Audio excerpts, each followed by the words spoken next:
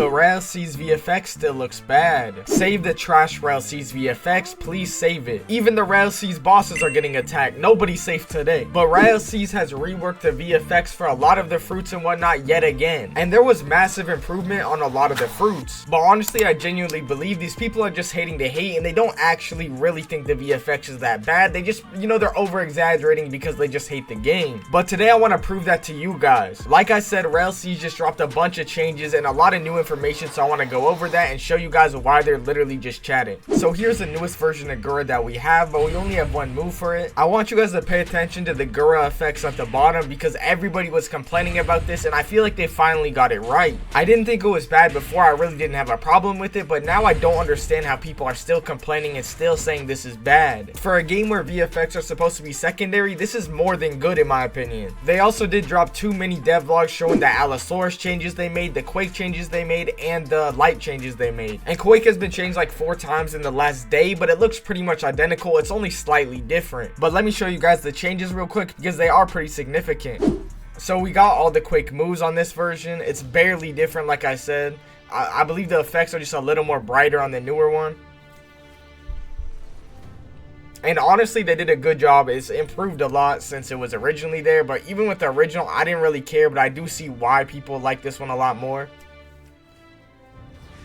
Before it was more just like a squiggly line compared to now it has a lot more form to it.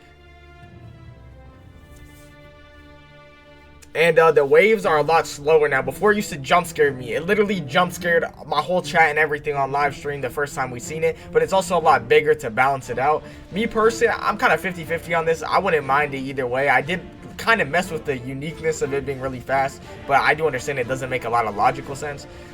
This is that red move from the first devlog. It was like a red drag move and it was really OP, but now it pushes back at the end. It used to combo extend before, so it's definitely not as OP anymore.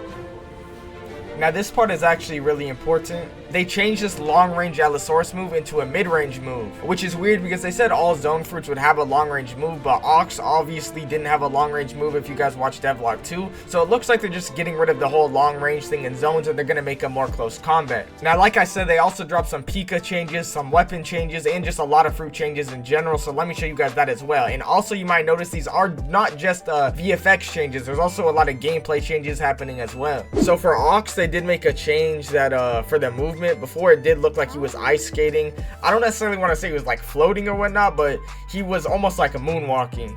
You couldn't feel the weight. Now it like slows him down and whatnot when he's on the ground, and it just looks a lot more natural compared to before. It was almost like he didn't fit in as well in the game because of it. Yeah, it says Flame now leaves behind Scorch. Not really that big of a deal, but just a small after effect.